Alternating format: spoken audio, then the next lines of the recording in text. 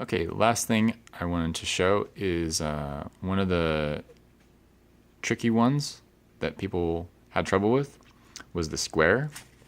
And so I've folded this into what looks like a square.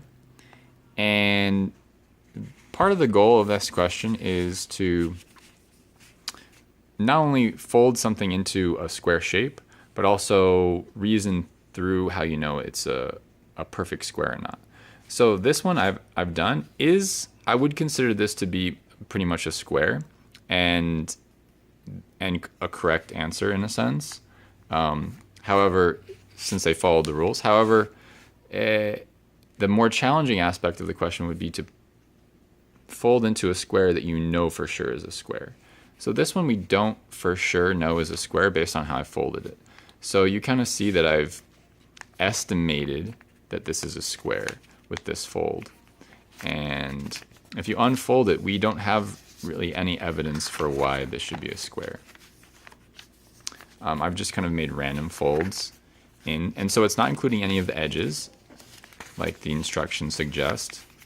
And it looks very much like a square. And if I measure the sides, it will almost be perfectly a square. However, I haven't proven that that these sides are equal based on the folds that I've made.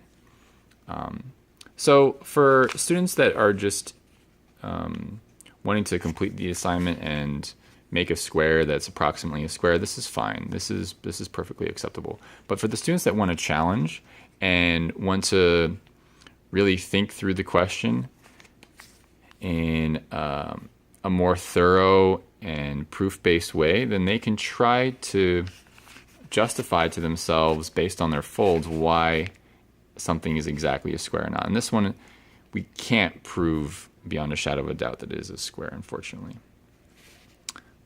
So if this is the best you can do, feel free to bring this to class and that will be acceptable. But again, for the students that want more of a challenge, try to think of a way to be completely sure that the folds they've made are equal. All right.